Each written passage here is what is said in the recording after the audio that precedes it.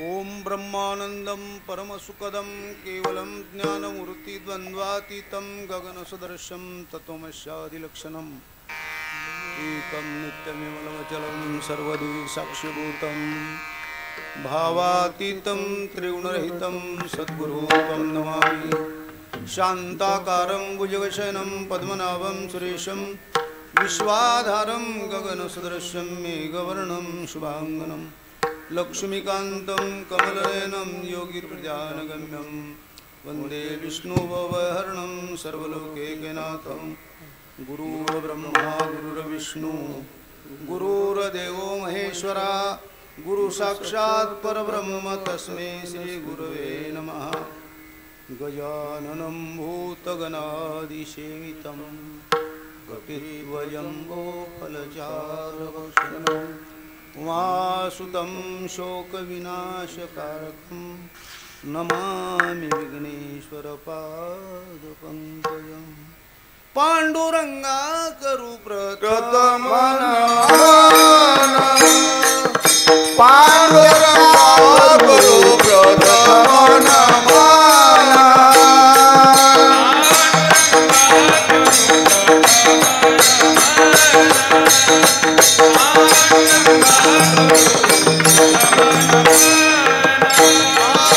पांडुरंगा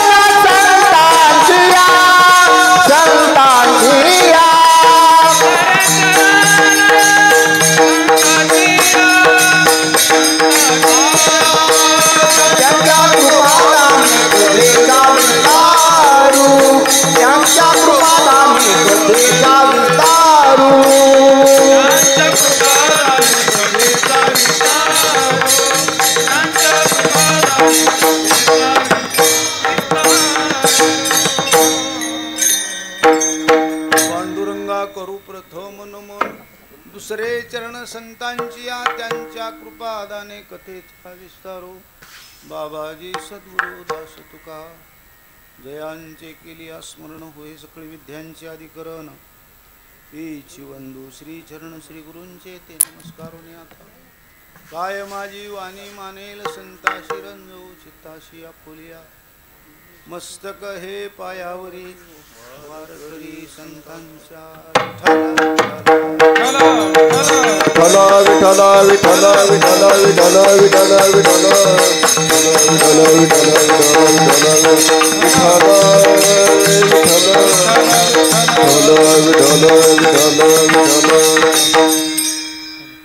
समचरण दृष्टी विठेवरी साजिरी तेथे माझी हरिवृत्ती राहो। अनेक न लगे माईक पदार्थ तेथे माझे आर्त नको देवा। ब्रह्मादिक पदे दुखाची शिराणी तेथे दूषित जनी जडोने दी। अनेक न लगे माईक पदार्थ तेथे माझे आर्त नको देवा। तुका म्हणे त्यांचे कळले आमा वर्म जे जे कर्म धर्म नाशिवंत। अनेक न लगे माईक पदार्थ तेथे माझे आर्त नको देवा। विठ्ठला विठ्ठला विठ्ठला विठ्ठला विठ्ठला विठ्ठला विठ्ठला विठ्ठला ओंकार प्रधान रूप गणेशा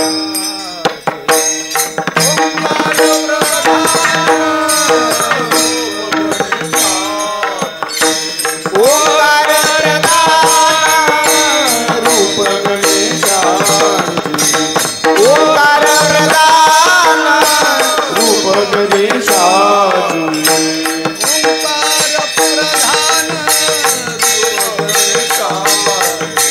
ओंकार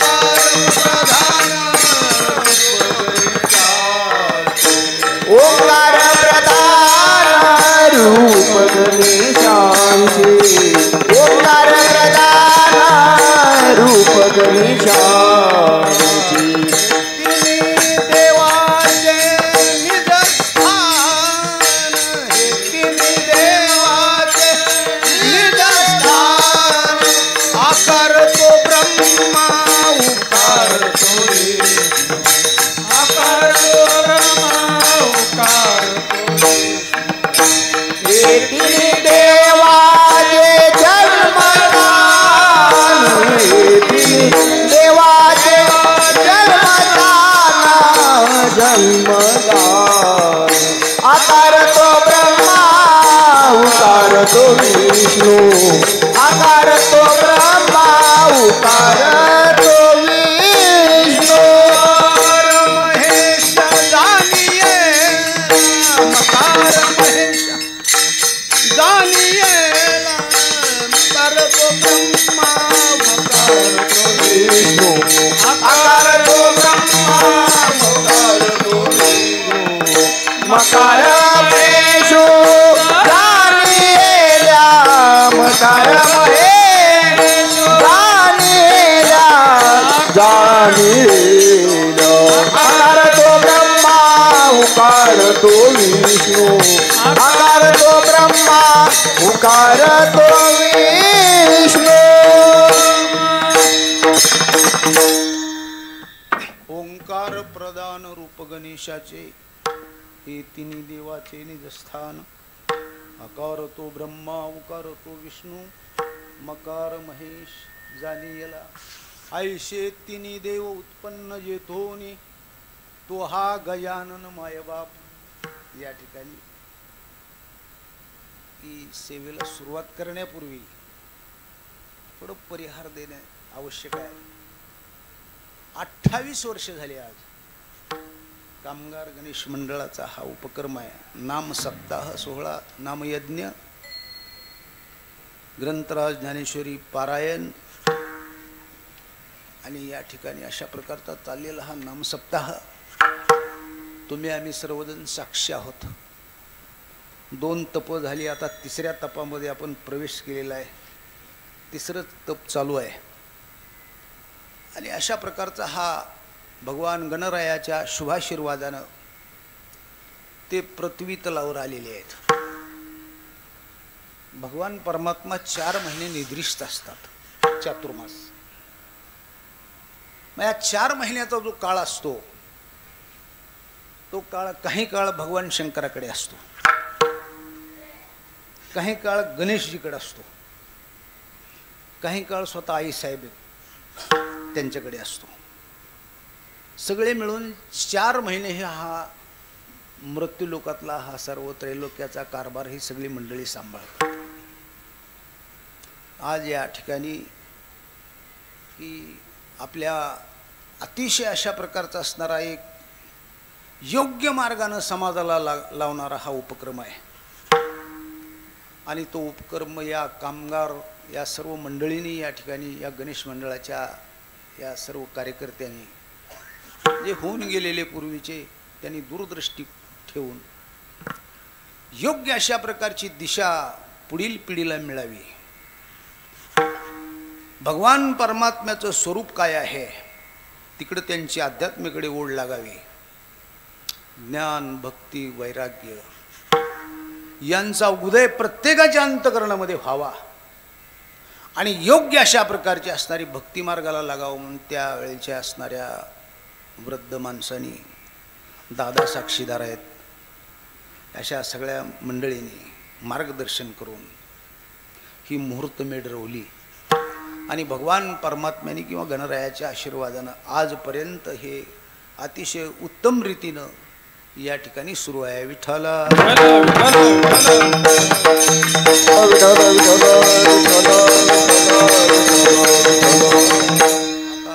7 दिवसामध्ये या ठिकाणी आपल्या महाराष्ट्रातील थोर विद्वान ज्ञानी भक्ती वैराग्य आणि ज्ञान याचा उपदेश करण्यासाठी महात्मे येणार आहे. आज आपली सेवा घरच्या घरी आहे.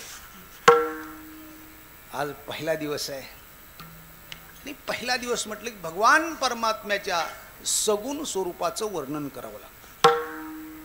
वारकरी संप्रदायामध्ये एक असणारा दंडक घालून दिलेला आहे की पहिल्या दिवशी भगवान परमात्म्याच्या सगुण स्वरूपाचं वर्णन म्हणून हाच अभंग घ्यावा लागतो. कारण फडावरले भाऊ ही सांगायचे पहिला अभंग हाच, आणि शेवटच्या दिवशी आदल्या दिवशी काल्याच्या आदल्या दिवशी मागणी पर. ही फडाची परंपरा आहे. त्या परंपरेला अनुसरून गाथ्यामधील पहिल्या क्रमांकाचा अभंग सेवेसाठी निवडलेला आहे. सर्वांच्या पाठात असणारा अभंग आहे. भगवान परमात्म्याकडे जगद्गुरु तुकाराम महाराज या अभंगाचा जर असणारा सर्वांगीण या ठिकाणी भाव पाहिला, एका अर्थानं प्रार्थना करतात. देव पुढे उभा आहे, तुकाराम महाराज खाली आहेत आणि देवाकडे प्रार्थना करतात.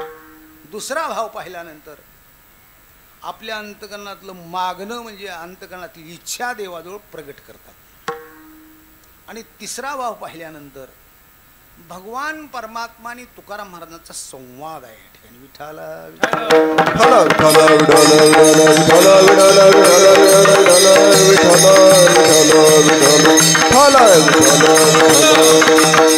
भगवान या ठिकाणी असणाऱ्या मृत्यूलोकामध्ये अनेक वेळेला भगवान परमात्म्याचे अवतार झाले. या संत म्हणतात अवताराच्या राशी तो हा उभा विठेवरी.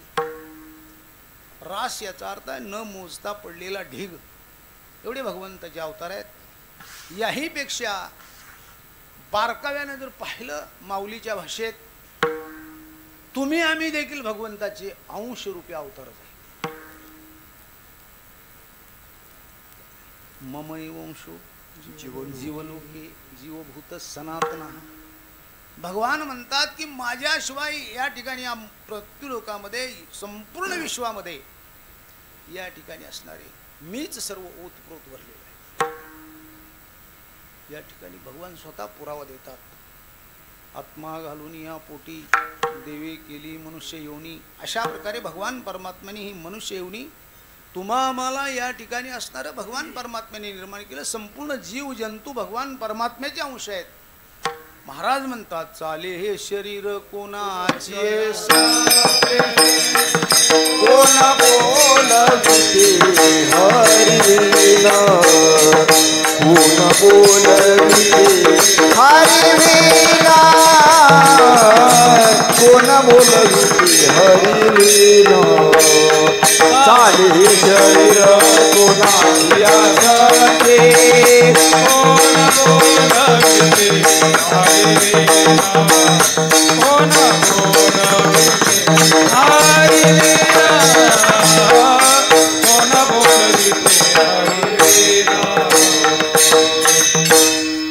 कोण बोलविते हरिविन. कारण भगवान परमात्मा, कारण आपण बोलत नाही बोलविणारा आत आहे, पाहत नाही पाहविणारा आत आहे, कारण पाय चालत नाही चालवणारा आत आहे. संपूर्ण विश्वाचा असणारा चलन यामुळं होतं. ती एक शक्ती, त्याला चैतन्य म्हणतात. आणि ती चैतन्य शक्ती भगवान परमात्म्याची या ठिकाणी सांगतात की निर्गुण निराकार अशा प्रकारची. ब्रह्म तरी सर्वभूत सर्वागती सम जेथे आणू नाही विषम. ऐसे जाणती ते अति दुर्गम तयाची भेटी झाली या भाग्यपरम. ब्रह्म तरी सर्वगत सदासम अशा प्रकारचं ब्रह्म आहे. त्याला ब्रह्म म्हणतात, त्याला चैतन्य म्हणतात. या ठिकाणी त्याला निर्गुण निराकार अशा प्रकारचा असणारा हा शब्द आहे. असा असणारा भगवान आणि एका अर्थाने असा आहे आणि दुसऱ्या अर्थानं जर पाहिल्या गेलं तर भगवान परमात्मा हा निर्गुण निराकार स्वरूप असून देखील सगुण साकार त्याला होता येतं. विठ्ठला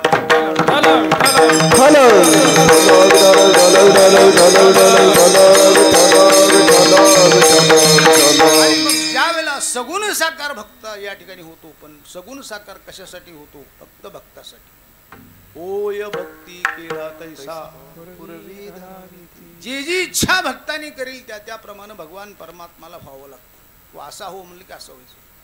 तो अशा अवस्थेमध्ये तसं भगवान परमात्म्याचे अनंत अवतार झाले आणि अनंत अवतारापैकी भागवतामध्ये 24 अवतार सांगितले. आणि आपल्या वारकरी संप्रदायामध्ये अशा प्रकारे अनन्यसाधारण जे महत्व आहे ते 9 अवतार झाले. हा बौद्ध अवतार 9 आहे.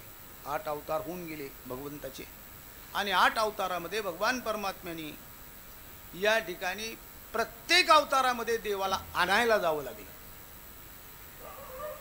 प्रत्येक अवतारात देवाला ज्या ज्या वेळेला भगवान परमात्मा या ठिकाणी असणाऱ्या मृत्यूलोकामध्ये भगवंतांनी 3 कारणासाठी अवतार घेतले. एक धर्माचं रक्षण, धर्मरक्षावया अवतार घेशी आपुल्या पाळीशी भक्तजनाचा प्रतिपाळ करणं, धर्माचं रक्षण करणं. आणि तिसरं म्हणजे संहार. कुणाचा संहार? भक्ता राखे पायापाशी दुर्जना ते संहारी. या ठिकाणी दुर्जनाचा संहार करण्याकरता 3 कार्यासाठी भगवान परमात्म्याने अवतार धारण केले. पण देवाला आणायला जावं लागलं म्हणून शास्त्र सांगतं ज्यांना आणायला जावं लागतं त्याला देव म्हणतात. स्वतःहून येत असतात त्यांना संत म्हणतात. आणि ज्यांना जन्माला यावंच लागतं त्याला जीव म्हणतात. या ठिकाणी तुम्हा मला यावंच लागलं. संत स्वतःहून आले आणि देवाला आणायला जावं लागलं. पण या ठिकाणी या अवतारामध्ये तसं झालेलं नाही. हा सांप्रत अवतार जो आहे, इतर अवतारामध्ये भगवान परमात्मा वैकुंठातही होते आणि राम रूपानं, कृष्ण रूपानं, वामन रूपानं, परशुराम रूपानं खाली होते. बघा, वैकुंठामध्ये असायचे, इथंही असायचे. प्रत्येक अवतारामध्ये भगवान परमात्म्याने असं केलं. पण या अवतारात तसं नाही. मग वैकुंठाला कुलूप लावलं नामदेव महाराज म्हणतात.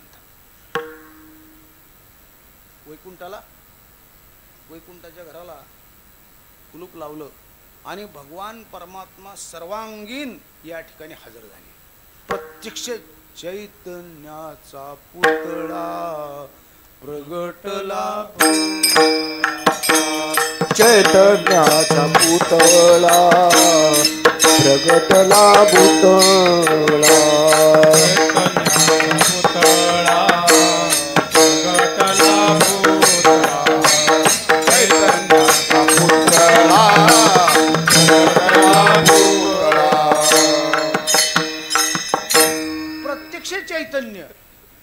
चैतन्य मग ते संत रूपानं प्रगटलं किंवा भगवान परमात्मा स्वतः चैतन्याचं स्वरूपच खाली आलं.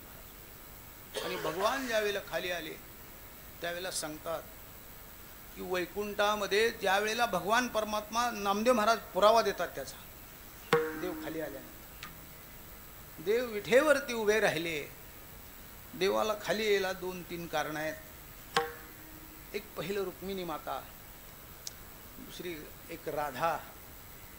आणि भगवान परमात्मा या ठिकाणी असणाऱ्या ज्यावेळेला राधा भगवंताच्या मांडीवर बसली आणि भगवान या ठिकाणी रुक्मिणी मातेनं ते पाहिलं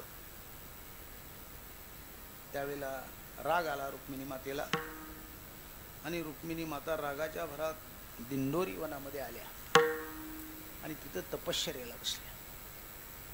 आणि मग त्यावेळेला भगवान परमात्म्याला खाली यावं लागलं ती समजूत काढण्यासाठी. आता हे झालं. पण त्याच ठिकाणी भगवान परमात्म्याला दुसरे एक कार्य होतं, ते म्हणजे पुंडलिक. पुंडलिकानं भगवान परमात्म्याच्या या ठिकाणी माता पित्याची सेवा करत होते पुंडलिक. आणि त्या सेवेला संतुष्ट होऊन भगवान परमात्मा पुंडलिकाला दर्शन देण्यासाठी त्या ठिकाणी आले. आल्याबरोबर त्यांचं पहिलं कार्य पुंडलिक होतं. मग हे बाकीचं गौण होतं. रुक्मिणी मातेची समजूत हे गौण कार्य आहे. पण पहिलं सगळ्यात महत्त्वाचं जर कार्य असेल तर पुंडलिकाचं कार्य. मग पुंडलिकासाठी भगवान परमात्मा आली खाली. पुंडलिकासाठी का आले हा विषय सगळ्याला आजच्या वेळेला सांगावा लागतो. कारण माता पित्याची सेवा, आज मातृदेवो भव, पितृदेवो भव, आचार्य देवो भव. परमार्थ म्हणजे काय? पाठांतर करणं, कीर्तन करणं, प्रवचन करणं. बाबा म्हणायचे, अरे नाही रे बाबा, ज्याला व्यवहार कळाला त्यालाच परमार्थ कळाला. रामदास स्वामीचं तेच मत होतं, जो व्यवहारी सावधान तोची परमार्थ करील जाण. व्यवहार कळाला पाहिजे. व्यवहार म्हणजे व्यवहार काय बाबा, आम्हाला व्यवहार काय म्हणता? अरे व्यवहार हेच आहे की धर्म आणि नीती या ठिकाणी त्यांची शिकवण असणारी योग्य आपल्या आचरणात आणणं. पित्याचा धर्म, पुत्राचा धर्म, या ठिकाणी असणारा राजाचा धर्म, प्रजेचा धर्म, प्रत्येकाचा पतीचा धर्म, पत्नीचा धर्म, या ठिकाणी हा जो धर्म आहे संत महात्म्यांनी याचं आचरण करण्याचा आग्रह केला तुम्हाला.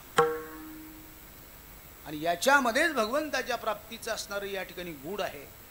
म्हणून पुंडलिक महाराज त्यावेळेला माता पित्याची सेवा करत असताना भगवान परमात्मा संतुष्ट झाले. तुका म्हणे देवा त्यांची केली पावे सेवा. त्यांची सेवा केल्यानंतर भगवान परमात्म्याला प्राप्त होते. म्हणून ती प्राप्त झालेली सेवा भगवान परमात्म्याला ओझं झालं म्हणतात. पुंडलिकाच्या भक्तीचं सेवा कुणाची केली? माता पित्यांची. आणि ती देवापर्यंत पोच झाली. मग त्यावेळेला भगवान परमात्मा येऊन तिथे उभारले. पुंडलिका मी आलेलो आहे. त्यावेळेला पुंडलिक महाराज म्हणतात, देवा तुम्ही आलात खरं, पण असं करा, मी सेवेमध्ये आहे. मग मी कुठं थांबू? म्हणून मागे भिरकाविली वीट. वीट बाग भिरकावली आणि सांगितलं इथं उभा राहा. आता इथं उभा राहा म्हटल्यानंतर भगवान परमात्म्याने विचार केला इथं उभा राहायचं. पण देव तिथं उभारले. उभारल्यानंतर पुंडलिक त्यावेळेला किती दिवस उभा राहायचं? पुंडलिकाने एकाच भाषेत सांगितलं, देवा जोपर्यंत या मृत्यूलोकामध्ये मूर्ख मृत्यूलोकातले संपत नाहीत तोपर्यंत तुम्ही उभा राहा. पापी आणि मूर्ख, मूड पापी जैसे तैसे उतरी कासे लावून. आता संख्या वाढायला लागली.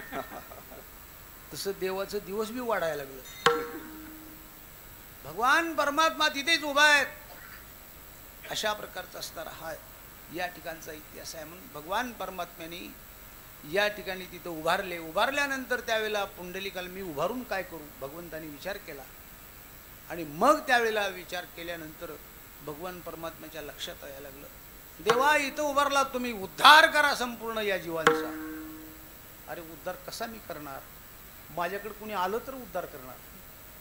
म्हणून भगवान परमात्म्याने स्वतःच अनेक संत या रूपाने अवतार घेतले. महाविष्णूचा अवतार सखा माझा ज्ञानेश्वर, किंवा रामेश्वर भट्ट म्हणे द्विजा तुका विष्णू नाही तुझा. अशा प्रकारे भगवान परमात्म्याने संत रूपाने अवतार धारण केले. आणि मग त्यांनी अशा प्रकारची आपल्याला वारी चालू केली. पहिली वारी, टाळी वाजवावी गुढी वारावी, वाट हे चालावी पंढरीची. महाराज म्हणतात अशा प्रकारे या ठिकाणी त्यांनी पहिली वारी चालू केली. आणि मग त्यावेळेला भगवान परमात्म्याने या ठिकाणी भगवंताच्या भक्तीचा प्रचार केला. महाराज भक्तीचा डांगोरा, अशा प्रकारे भक्तीचा डांगोरा पेटला संपूर्ण. हरिभजनी हे ढवळिले जग, चुकविला लाग काळाचा. अशा प्रकारे भगवान परमात्मा इथं उभारले. या ठिकाणी सांगतात इथं वैकुंठाहून खाली आले, स्वतःहून आले. म्हणून आज देखील आपल्या अगोदर बारी कुणाची असते? आपण झोपेतून उठायच्या अगोदर सगळे 33 कोटी देव जे आहेत ते भगवंताच्या दर्शनाला आणि आपापली घराणी सांगायला. महाराज नामदेव महाराज म्हणतात, वाळवंटापासून महाद्वारा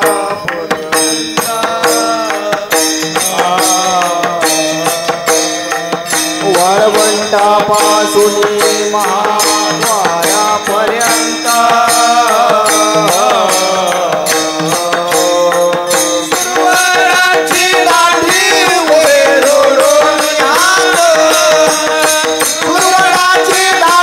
उभे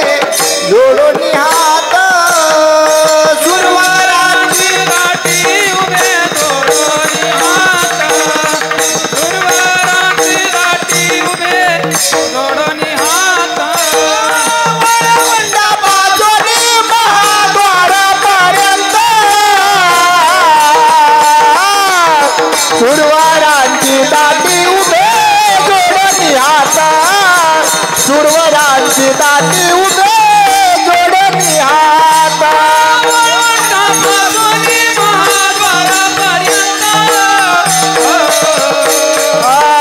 सुरवरांची दाटी उभे जोडणी हात सुरवरांची दाटी उभे जोडणी हात.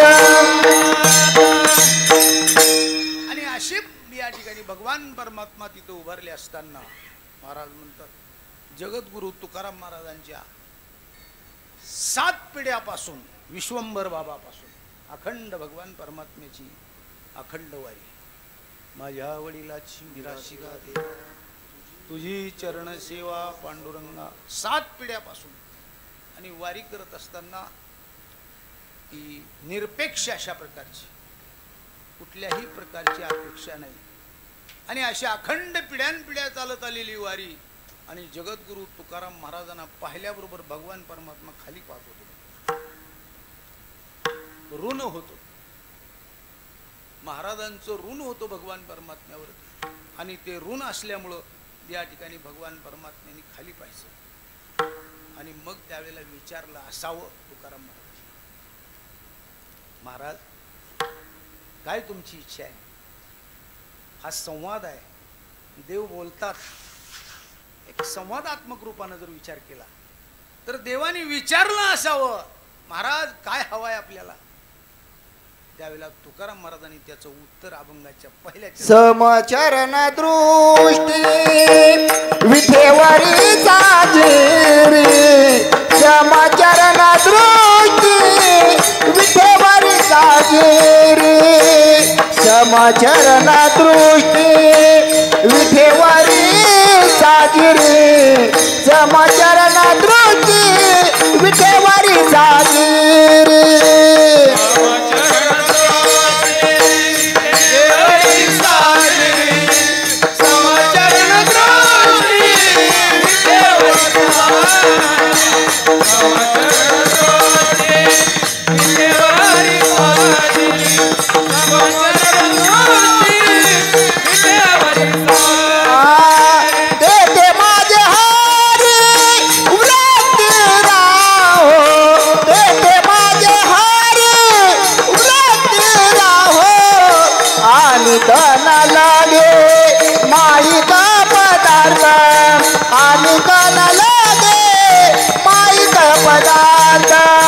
आणि गाना लागे माईका पदार्थ आणि गाना लागे माईका पदार्थ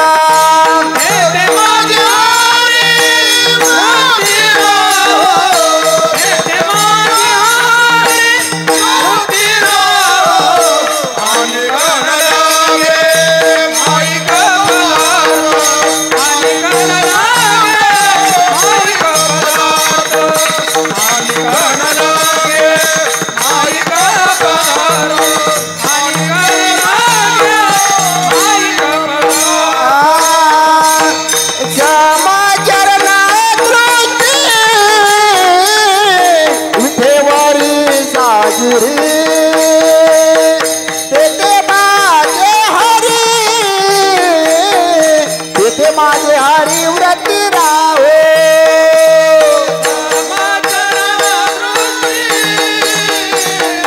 विठेवरी जागी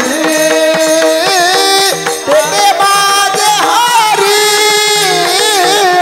तेथे माझे हरी व्रती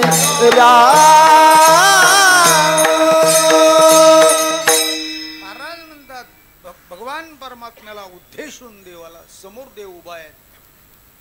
देवा हे तुझं जे रूप आहे कसं रूप आहे चरण समान आहे समचरण चरण समान आहे देवाचे. इतर अवतारामध्ये भगवान परमात्म्याचे चरण जरा वेगवेगळे आहेत. राम अवतारामध्ये एक पाऊल पुढे एक पाऊल मागे आहे. कृष्ण अवतारामध्ये देहुडा चरणी वाजवितो गोपिकार म्हणू स्वामी माझा. इतर अवतारामध्ये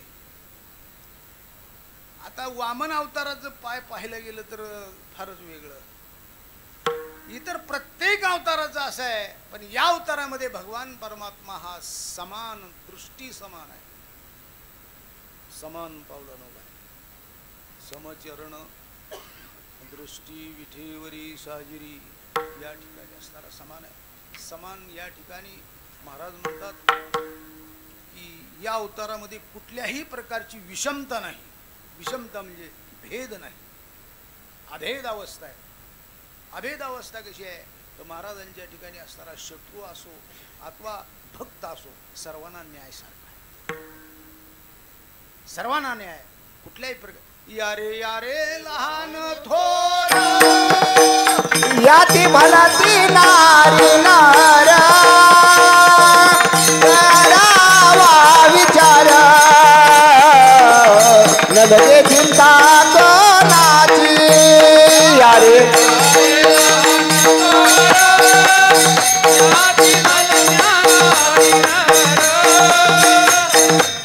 करावा विचार न लगे चिंता कोणाची. अरे लान थोर याती भलती नारी करावा विचार न लगे चिंता कोणाची.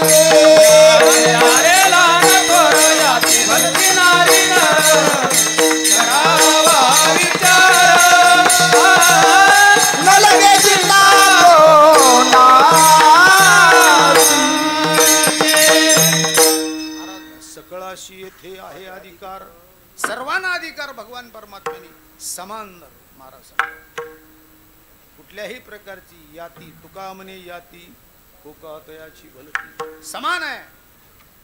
आणि अशा प्रकारचं म्हणून समान पावलानं भगवान परमात्मा उभे आहे.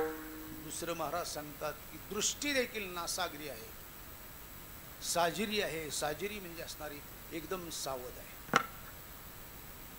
भगवान परमात्म्याची दृष्टी अशी गणरायाची दृष्टी, डोळे लहान आहेत, कान मोठे, एवढी बारीक दृष्टी आहे. कशासाठी? दर्शनाला देखील कोण कुण्या भावनेनं येतो हे बारीक नजरेनं बघतात.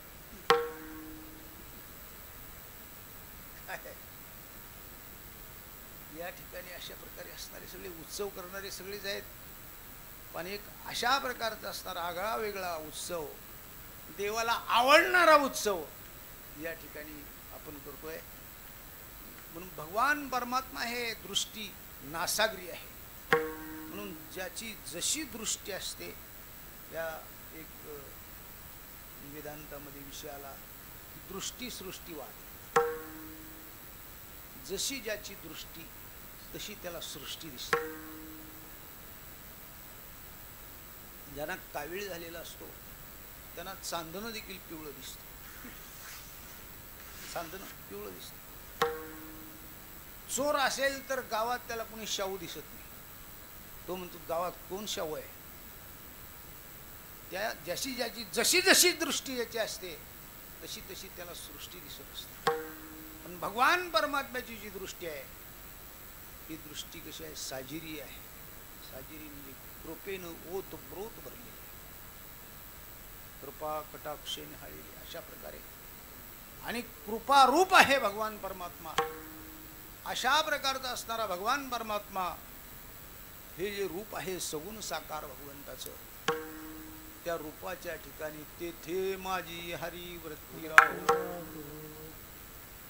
अंतकरण वृत्ती जी आहे, अहंकार वगळता, अहंकार तर विरालेला आहे, मन बुद्धी आणि चित्त तुझ्या अंतकरण या ठिकाणी माझी वृत्ती तुझ्या या ठिकाणी राहो आणि अहंकार ही माझं सत्य, अशी प्रार्थना देवाला करतो. देवानी तसं म्हटल्यानंतर असं असावं, किंवा देवानी म्हणायच्या अगोदरच आपल्या अंतकरणातला भाव देवापुढे प्रगट करतात. देवा एक कृपा करा माझ्यावरती. काय करा तर तुमचं जे सगुण साकार रूप आहे, समचरण सरोजम सांद्रणीला गगननीत पाणी मंडनाना तरुण तुलसी माला कंजनम कंजनेत्रम सदैधवलश्यम विठ्ठलम चिंतयामि. जगद्गुरु शंकराचार्यांनी भगवान परमात्म्याच्या सगुण स्वरूपासाठी हा श्लोक गायलेला आहे. आणि हा या ठिकाणी माझी वृत्ती अखंड राहिली. वृत्ती म्हणजे मन, बुद्धी, चित्त आणि अहंकार, याला वृत्ती म्हणतात. ही अंतरंग वृत्ती आहे.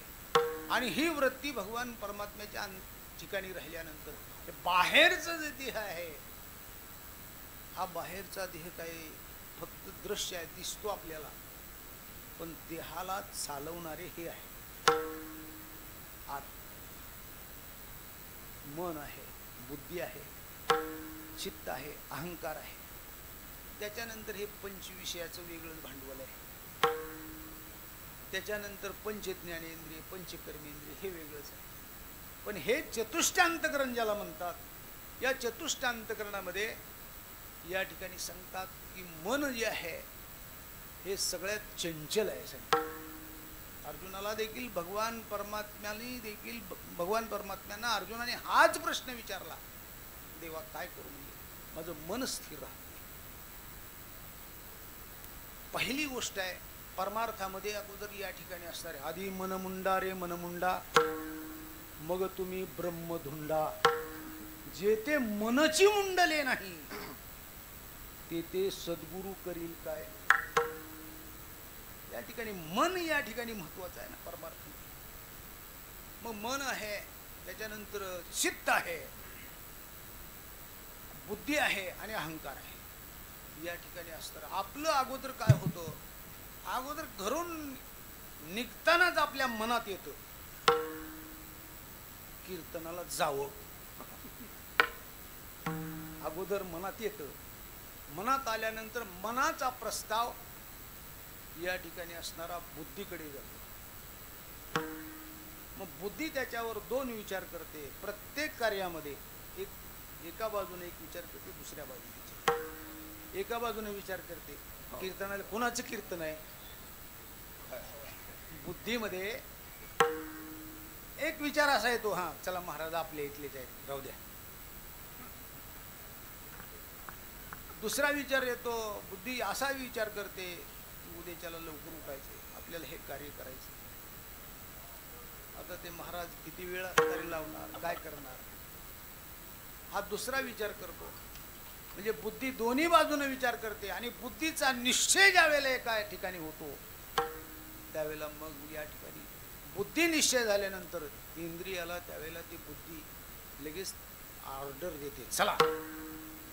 आणि त्या पद्धतीने ते इंद्रिय म्हणजे पाय इकडे निघतात. सांगायचे तात्पर्य याला हे चतुष्टांतकरण आहे. आणि हेच या ठिकाणी परमार्थामध्ये महत्वाचं आहे.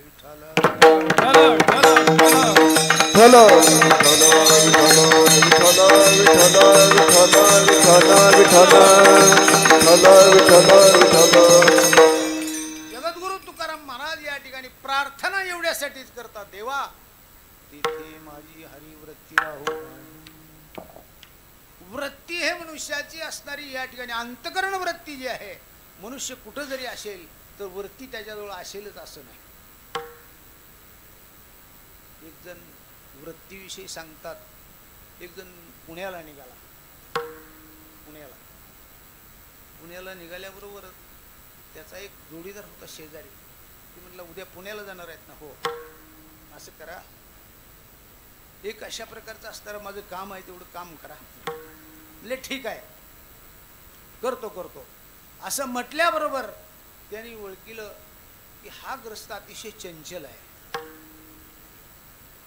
मी या ठिकाणी करतो म्हणला, पण कामही विचारलं नाही, काहीच विचारलं नाही. याच्या अर्थ याच्या अंतकरण वृत्ती ठिकाण्यावर.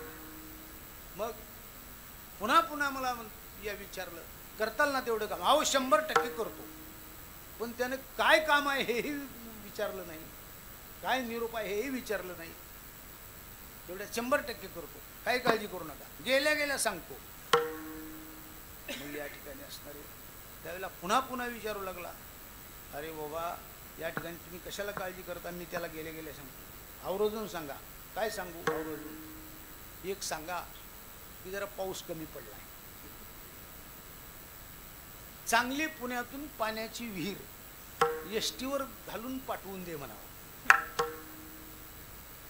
अजिबात काळजी करू नका, गेले सांगतो. त्याने लगेच त्याला सावध केलं, बाळ तू ठिकाण्यावर आहे का? तुझी वृत्ती कुठं आहे? तशी काही माणसं असतात या ठिकाणी. आपण अनेक कामं करत असतो पण आपली वृत्ती त्या ठिकाणी असते. देवपूजा करत आहे, पूजेमध्ये वृत्ती नाही. ग्रंथ वाचन करू, वाचनात वृत्ती नाही. श्रवण करत असतो, श्रवणात वृत्ती नाही. याचा अर्थ अशा प्रकारची जी ही अंतःकरण वृत्ती आहे, ही वृत्ती अखंड तुझ्या चरणाजवळ राहील अशी प्रार्थना करतात. आता दुसरा एक विचार करू. तुकाराम महाराजांची वृत्ती अखंड भगवान परमात्म्याच्या चरणावरच होती आणि पुन्हा तुकाराम महाराज भगवंताला वृत्तीच माझी चरणावरती राहावी असं विनंती करतात. ते सांगतात की माझी वृत्ती एवढी तुमच्या या ठिकाणी असणाऱ्या अखंड तुमच्याकडे ओढलेली आहे. तुकाराम महाराजांविषयी तुकाराम महाराज स्वतःच आपला पुरावा देतात की मला देवाशिवाय काय दुसरा काहीच कळत नाही. पांडुरंग ध्यानी पांडुरंग पांडुरंग माने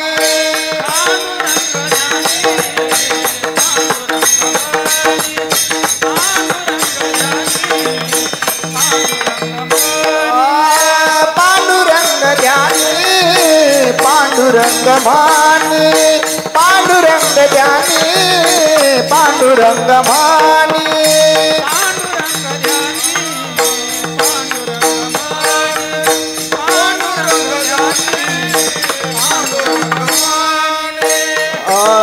जागृती झोपणी पांडुरंगा जागृती झोपणी पांडुरंगा जागृती झोपणी पांडुरंगा जागृती झोपणी पांडुरंगा पांडुरंग ध्यानी पांडुरंग माने पांडुरंग ध्यानी पांडुरंग माने जागृती झोपणी जागृती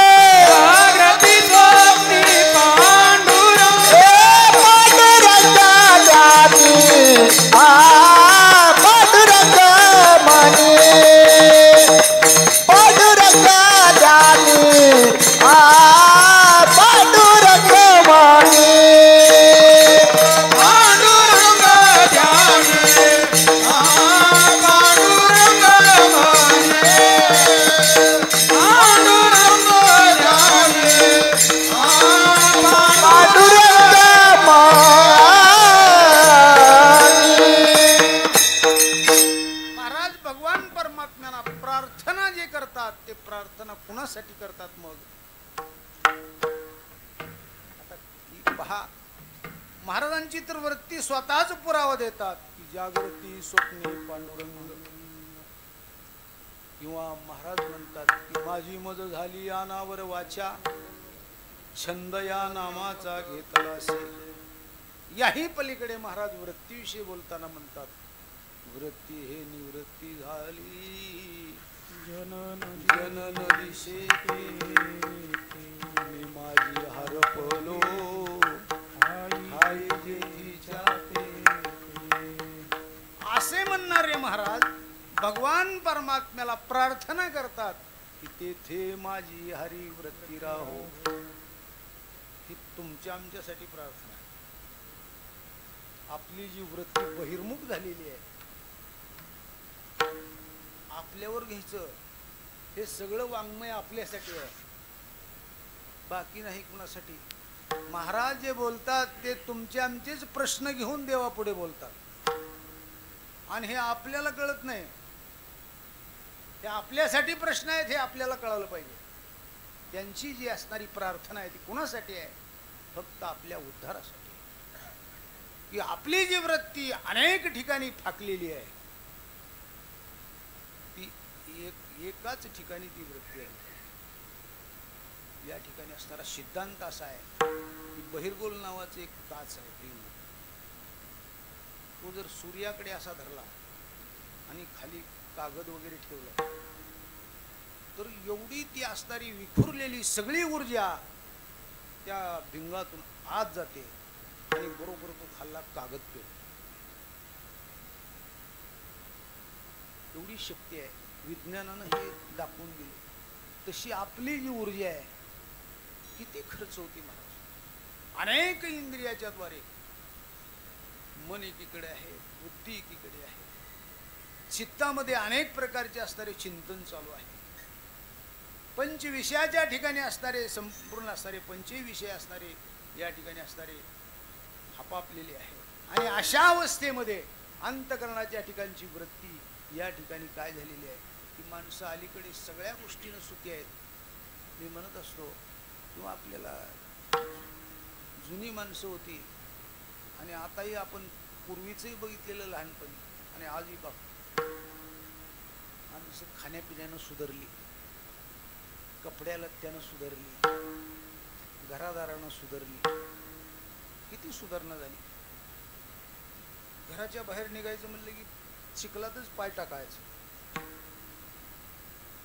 सगळ्या अलीकडे सुधारणा, एवढ्या सुविधा आपल्याला झाल्या. पण मनानं महाराज या ठिकाणी आणि अंतकरणानं माणसं एवढी मागास झाली. अतिशय विचारलं माझ्याला माझं म्हणायची नसते. मग गावकऱ्याला माझं कसं म्हणणार, शेजाऱ्याला माझं कसं म्हणणार, घरातल्याला माझं म्हणायचं नाही. या ठिकाणी अंतकरणानं फार फार फार फार दूर गेली. हा सिद्धांत आहे. आणि आज जी विषमता आहे ती इथंच आहे. सगळे चंगसळ, सर्व आनंदी आनंद आहे, पण या ठिकाणी अहंकार सोडायला कोणी तयार नाही. आपला इथं आहे. या ठिकाणी कीर्तन म्हणजे करमणुकीचं साधनच नाही. कीर्तन याचा अर्थच असा आहे की अशा प्रकारचं आपण या ठिकाणी संतांचं वाङ्मय काय सांगते आणि आपलं आचरण काय. दोनच गोष्टीचा विषय महत्वाच्या. आता मोठमोठे महापुरुषाच्या मुखातून मी ऐकलं महाराज देखील 2 तास काय बोलतो याच्याकडे लक्ष न लागता 22 तास तो काय करतो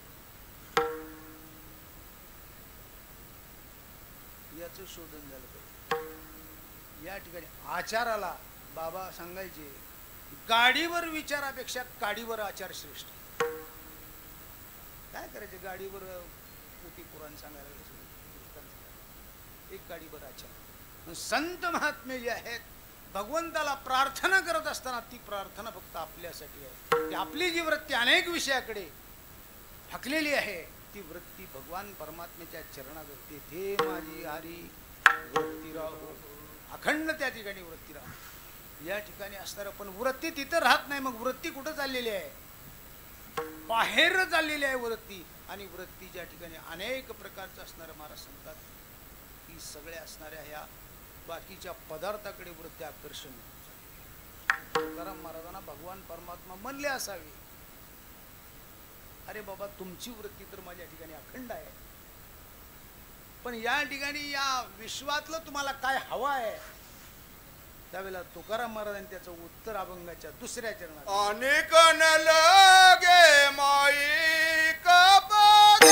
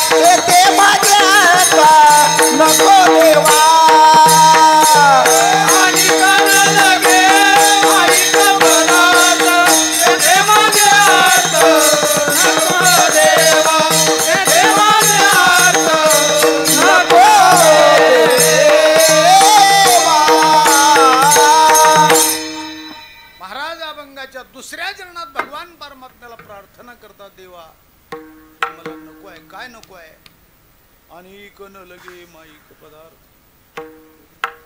माईक म्हणजे नाश पावणार.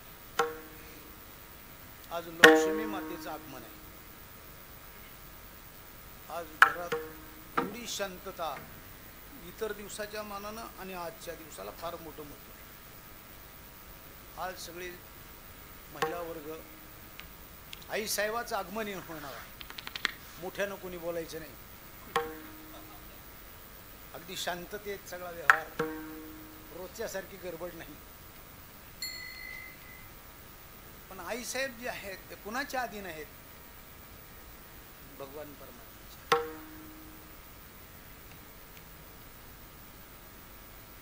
या ठिकाणी एक पद्माक्ष नावाचा राजा होता. ग्रंथामध्ये होता. पद्माक्ष राजानं काय केलं? भगवान परमात्म्याविषयी अनुष्ठान केलं. या आई साहेबाविषयी, लक्ष्मी माझी मुलगी व्हावी म्हणून अनुष्ठानाला बसला आई साहेबाच्या दरबारात. अन्न पाण्याचा त्याग करून ज्यावेळेला अनुष्ठान कडक केलं त्यावेळेला आई साहेब प्रसन्न झाले. काय तुझी इच्छा आहे? माझी इच्छा एकच आहे, तुम्ही माझ्या पोटी मुलगी म्हणून जन्माला या. पद्माक्ष राजाला आई साहेब म्हणतात, मी माझ्या स्वाधीन नाही, मग मी माझ्या मालकाच्या स्वाधीन. त्यांची परवानगी घे, मग मी तुझ्या पोटी जन्माला येईन. मग त्यांनी विष्णू परमात्म्याकडे गेले आणि त्यांच्या अनुष्ठानाला प्रारंभ केला. भगवान विष्णू परमात्मा प्रसन्न झाले आणि त्यावेळेला म्हणले, काय इच्छा आहे? त्यावेळेला तो पद्माक्ष राजा म्हणतो, काही नाही देवा, की लक्ष्मी आई साहेब माझी मुलगी व्हावी. ती म्हणली असली दुर्बुद्धी कुठून सुटली? का? अरे ती ज्याच्या घरी जाईल त्याचा नाश ठरलेला आहे. कशाला अट्टास करतो? त्या राजानं ऐकलं नाही, हट्टच धरला. काही असो, मला मुलगी म्हणूनच माझ्या आता असणाऱ्या पोटी जन्म झाली, काही जरी झालं तरी. अरे चांगलं नाही बाबा, तुझा नाश होईल, होऊ द्या. ठीक आहे मग जा. आणि मग त्यावेळेला जगज्जननी या ठिकाणी असणारी त्याच्या पोटी जन्माला आली, पद्माक्षराजाच्या पोटी. आणि मग त्याच्या ठिकाणी असणारी लक्ष्मी आईसाहेब स्वतः पोटी जन्माला आल्यानंतर तिथं काय घरोघरी झाला लक्ष्मीचा वास. दैन्य दारिद्र्याशी त्रास आला, अशी अवस्था झाली ना महाराज. तिथं लक्ष्मी जिथं आलेली आहे तिथं काय कमी आहे? पण लक्ष्मी जिथे येत असते ती लक्ष्मीचं वाहन माहिती आहे का? उलूक. उलूक आहे ते घुबड, ती वाहन दारात आणि लक्ष्मी घरात. गंमत अशी आहे, जर ती तिचा योग्य तऱ्हेनं जर त्या ठिकाणी सांभाळ नाही झाला, ती वाहन आहे ते वाहनच डोक्यावर बसतं. आणि मग ते त्यावेळेला त्या वाहनाप्रमाणे ते वाहन काय करतं, जशी बुद्धी देईल त्याप्रमाणे त्याच्याकडून कार्य घडत असतं. असं महाराज तो पद्माक्ष राजाला भगवान सांगत असताना देखील त्यांनी अनुष्ठान केलं. लक्ष्मी माता प्रसन्न झाली, पोटी जन्माला आली. ती ज्यावेळेला उपवर झाली त्यावेळेला तिला या ठिकाणी सगळेच असणारे पृथ्वी तलावरती राजे आणि मागणी घालण्यासाठी उभे, आम्हाला द्या, आम्हाला द्या, आम्हाला द्या. तेजपुंज अशा प्रकारचं तिचं स्वरूप. आणि मग त्यावेळेला त्या ठिकाणी असणाऱ्या राजानं सुनीळ ताज जयाची अंगी, सुनीळ नभासारखा पाहिजे, सूर्यासारखं तेज पाहिजे, अशा प्रकारच्या अटी घालायला सुरू केली. असा कुणीच नाही जगामध्ये, फक्त एक भगवंताशिवाय कोण आहे दुसरा? म्हणून मी असेल तरच त्यांना माझी मुलगी देणार, असा पद्माक्ष राजानं त्यावेळेला निर्धार केला.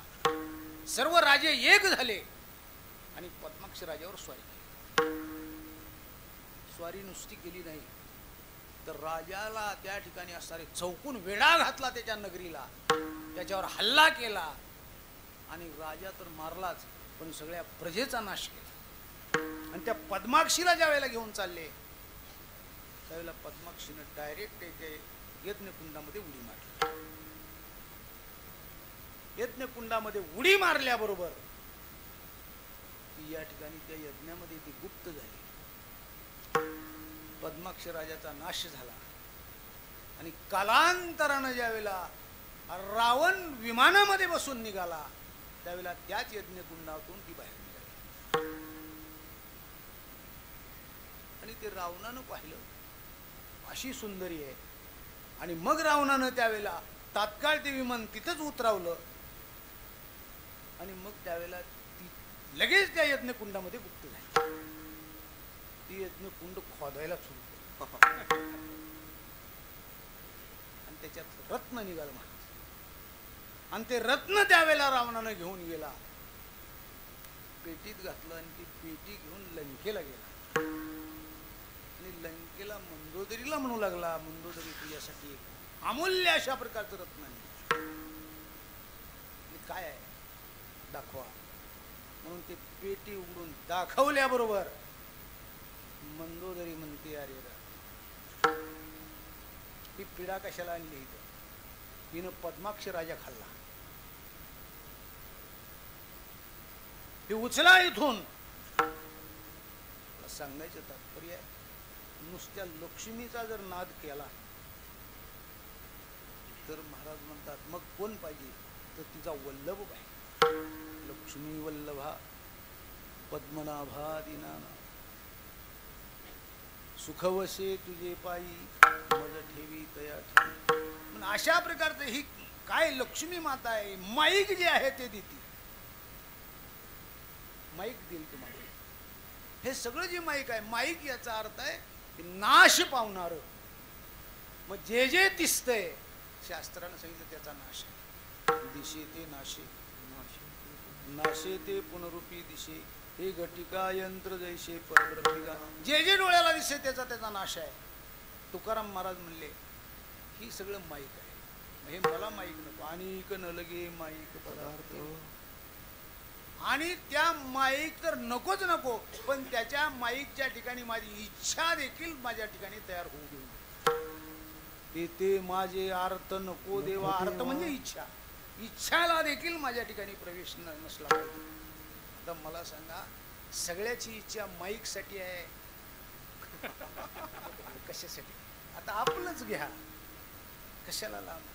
महाराजांचं जे बोलणं आहे ते आपल्याला उद्देशून मी मगाच सांगितलेलं होतं की या माईक पासून परावृत्त व्हा. कारण का, या ठिकाणी याच्यातलं काहीच बरोबर येणार नाही हे संतांना माहिती. म्हणून या ठिकाणी संत महात्म्याने आपल्याला जागृत केलेलं आहे, याच्या नादी लागू नका. अनेक न लगे माईक पदार्थ, तेथे माझे अर्थ नको देवा. अर्थ म्हणजे इच्छा देखील नसून. मग या ठिकाणी तुकाराम महाराजांना म्हटले असावे, इहलोकातले भोग नको आहे ना, मग पारलौकिक भोग घ्या. ते पारलौकिक भोग म्हणजे ब्रह्मदेव व्हा, इंद्र व्हा, चंद्र व्हा, हे सगळे देव व्हा. त्यावेळेला तुकाराम महाराज आपलं या ठिकाणी तिसऱ्या चरणा सांग, ब्रह्मादिक पदे दुःखाची शिराणी, ब्रह्मादिक पदे दुःखाची शिराणी, ब्रह्मादिक पदे दुःखाची शिराणी,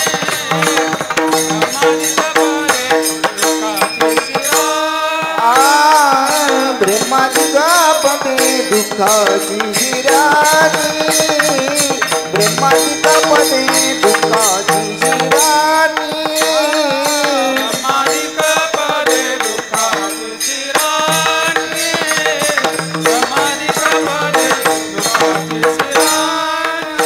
ते तुझ्या जनी जळतेसी, ते तुझ्या जनी जळतेसी, आणि कणालागे माईक पदार्थ, आणि कणालागे माईक पदार्थ,